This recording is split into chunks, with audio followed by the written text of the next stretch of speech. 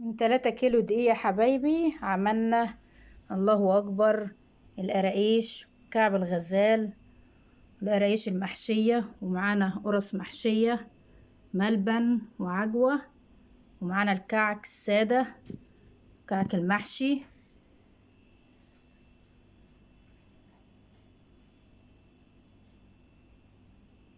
عشان تعرفوا عملنا الحاجة دي ازاي كلها، تعالوا اسمعوا معايا الفيديو للآخر وهنشوف مقاديرنا والطريقة بتاعتنا. اللهم صل وسلم عليك يا حبيبي يا رسول الله. حبايبي هنعمل ايه مع بعض؟ هنعمل قراقيش، هنعمل منها السادة ومنها المحشية، العجوة والملبن. حبايبي معانا 3 كيلو دقيق. 3 كيلو دقيق دول هنشوف هياخدوا ايه. معانا سمنة ولبن. نحط طبعا مواد الجافة الأول.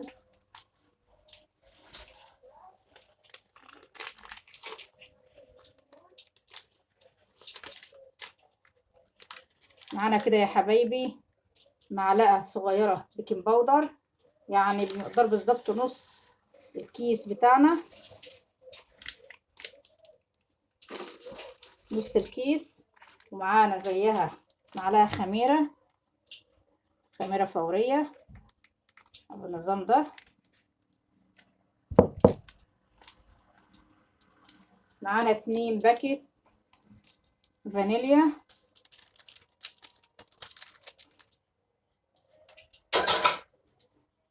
طبعا ما ننسوش ذرة الملح بتاعتنا طبعا على اي معجنات.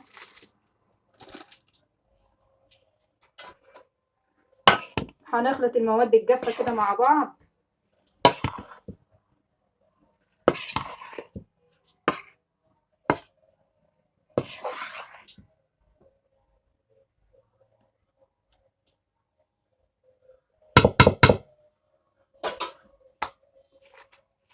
معانا يا حبايبي معانا سمسم.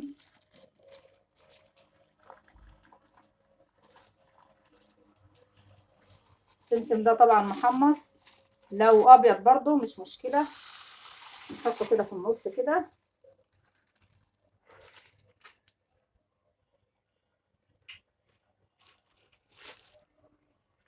معانا يا حبايبي كيلو ونص سمنة. السمنة دي اطحنها خالص سخنة اهي، هننزل بيها على السمسم كده. شايفين يا حبايبي؟ عشان تحمص السمسم، حتى لو السمسم مش محمص ما شاء الله يعني لازم يا حبايبي تقدح معانا بالنظام ده كده اهو. بسم الله ما شاء الله.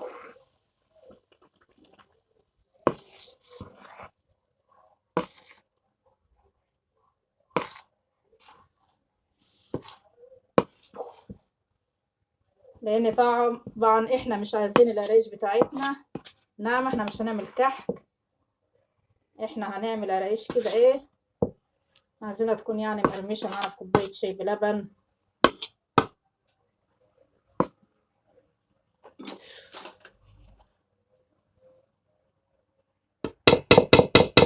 سخنة يا جماعة خالص سخنة.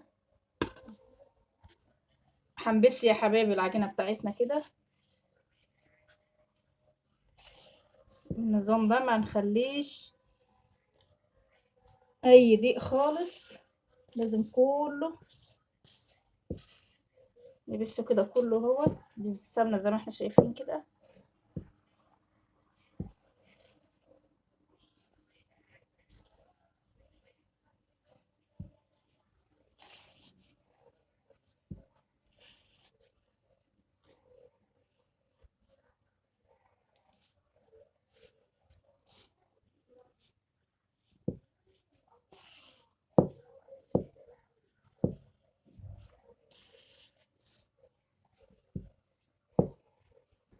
ايه رأيكم يا حبايبي في العجينة بتاعتنا؟ ما شاء الله اهي كلها السمنة دخلت فيها كلها اهي، ما قعدش فيها ولا نقطة دقيقة اهي. هنعمل ايه بقى المرحلة التانية؟ المرحلة التانية طبعا والأخيرة، معانا لبن يا حبايبي.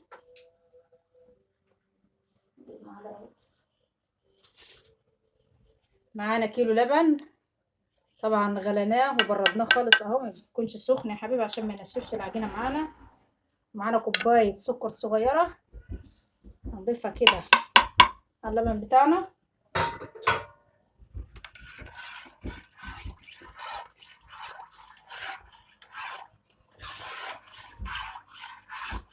السكر يا حبايبي ما شاء الله يعني فايدته في القراقيش، يفطر العجينه عامه اي معجنات. طبعا بالنسبه بيحمر معانا وش العجينه اي معجنات، وشها بيحمر على طول معانا في الفرن اهو. نضيف كده اللبن يا حبايبي ما يكونش سخن.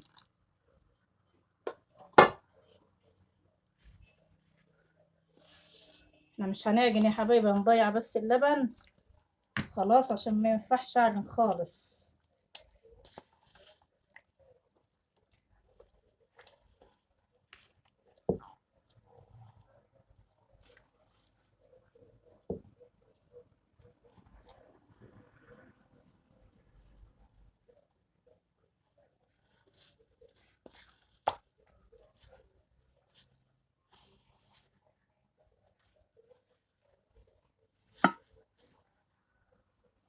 ما شاء الله العجينة الله اكبر عليها.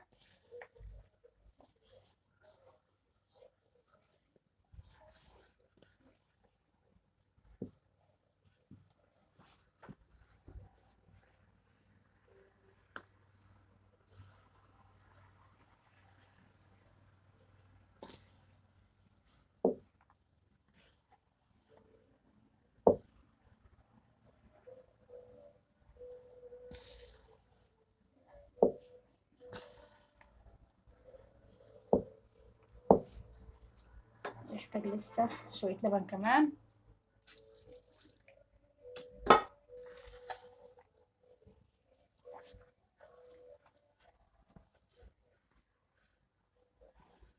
حاجة كده يا حبايبي حلوة للفطار معانا، ولادنا ياخدوا المدارس.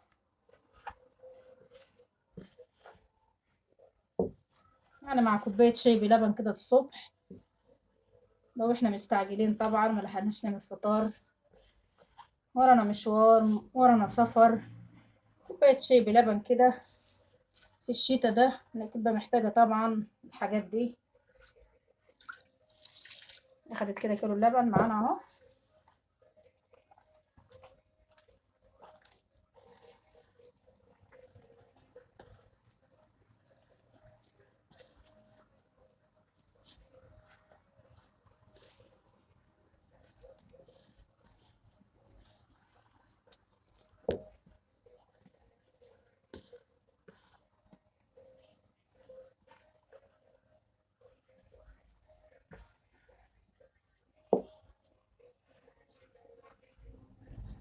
محتاج شوية مية كمان يا حبايبي.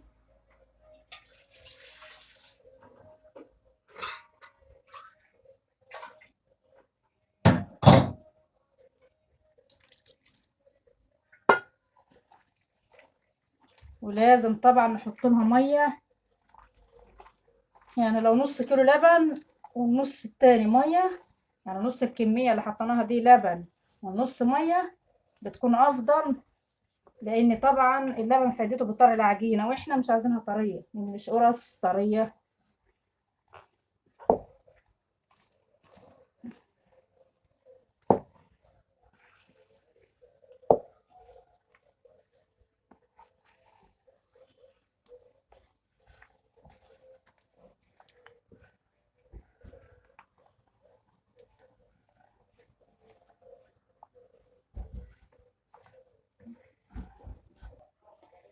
حبايبي العجينه بتاعتنا خلاص كده خلصنا عجنه اهو بقت بالنظام ده ما شاء الله اهيت.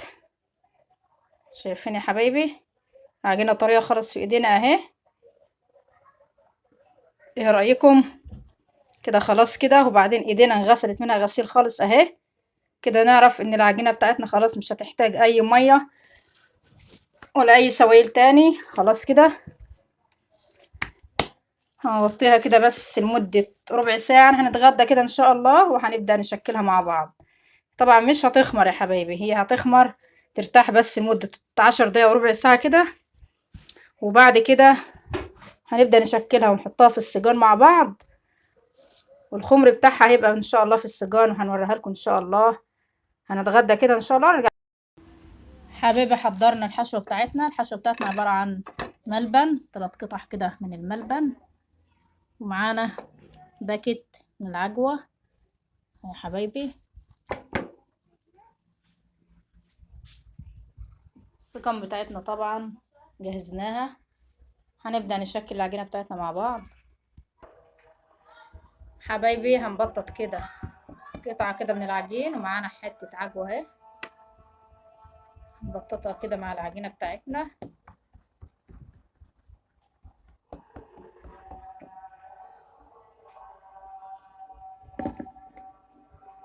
لو في سريع يا حبايبي هنفرد السريع العجوة مع العجينة مع بعض كده، وهنلف طبعا العجينة بتاعتنا رول النظام ده، نقفل كده اهو.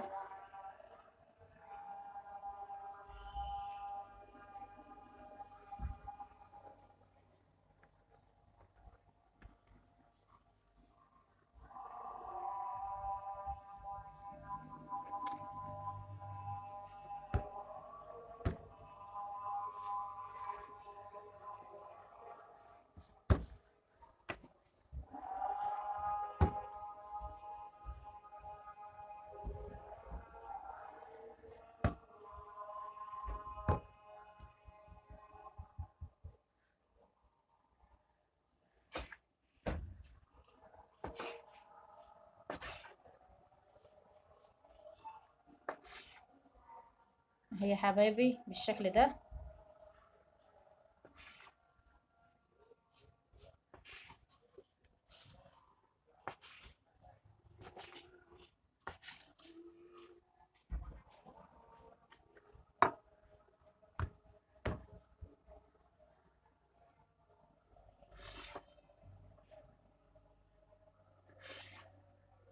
اهي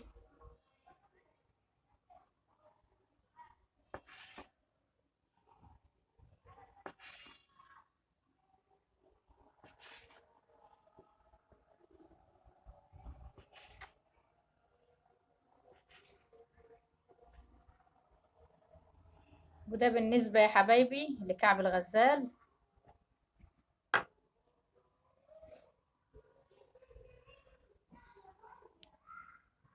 كمان يا حبايبي نقرصها طبعا زي القرصة كده، بس طبعا حجم كبير، ونبدأ نفردها مع بعض النظام ده.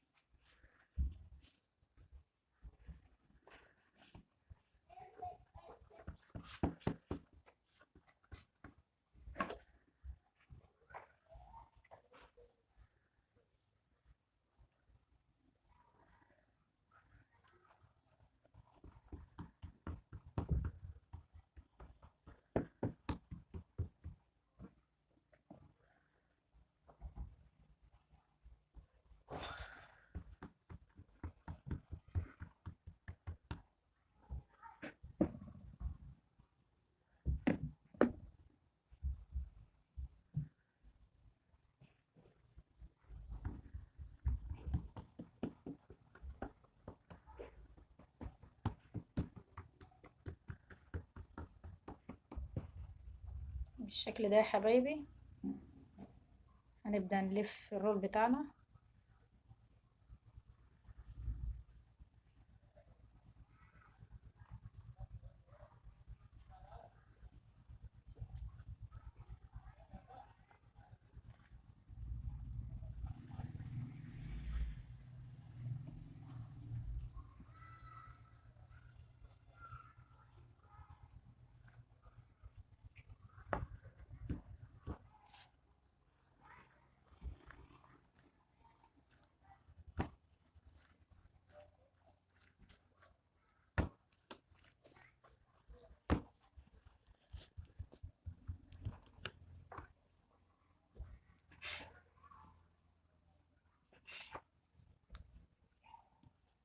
بالشكل ده.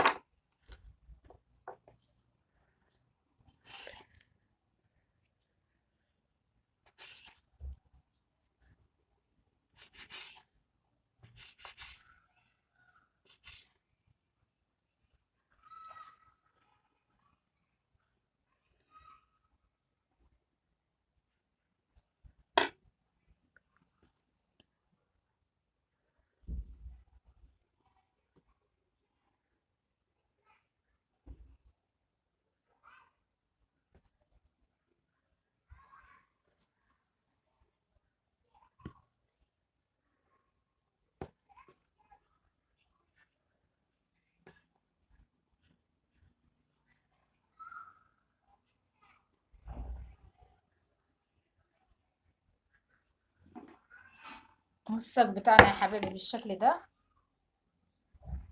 ده بالنسبة لكعب الغزال. هنعمل مع بعض ان شاء الله شوية قرايش كده سادة وشوية قرص بالملبن. يا حبايبي كعك السادة، بس طبعا مش هننقشه اهو بالنظام ده اهي. اهي ناخد حتة عجينة بالشكل ده.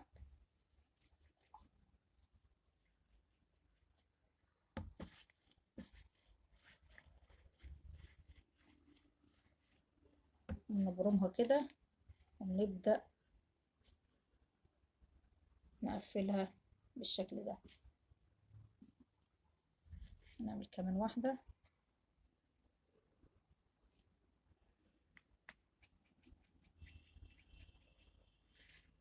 كل ما الكحكاية تبقى رفيعة معانا تبقى ناشفة كده اهي بالشكل ده كده.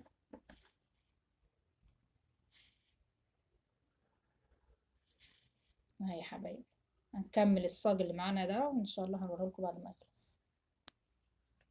هنعمل القرصة اللي هي بملبن. ناخد حتة عجينة بالشكل ده، نحط حتة ملبن كده ونبدأ نلفها كده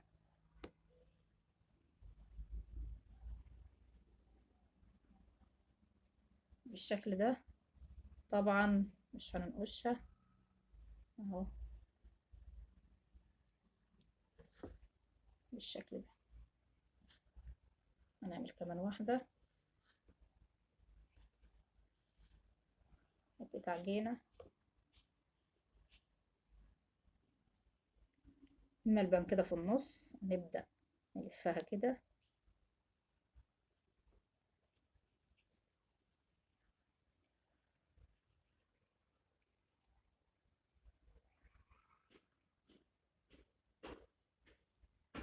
اهي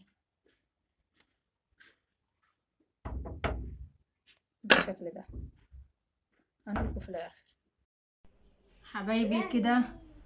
ده شكل القرايش. عملنا منها القرايش الساده زي ما احنا شايفين كده اهو. الصاج ده ساده، وعملنا منها المحشي، محشي عجوه ومحشي ملبن، والكحك ده محشي وساده، وعملنا منها القرص ملبن اهي يا حبايبي، وكعب الغزال اهو ما شاء الله وعجوه اهو.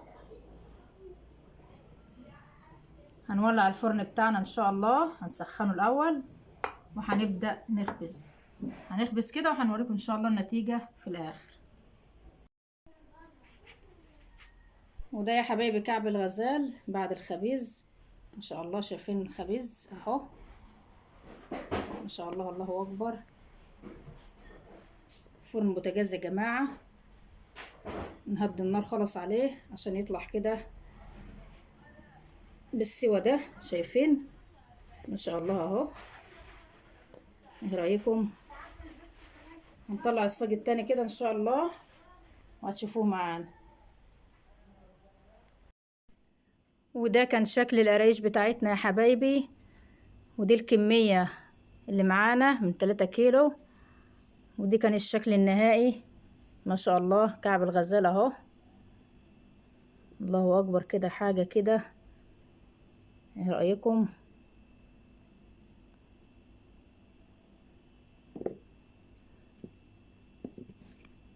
ومعانا كعك السادة اهو يا حبايبي، ومعانا القرايش السادة اهي، القرايش المحشية،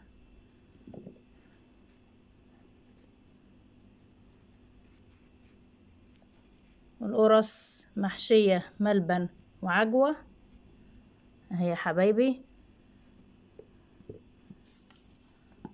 طبعا التسوية بتاعتهم من هد الفرن خالص.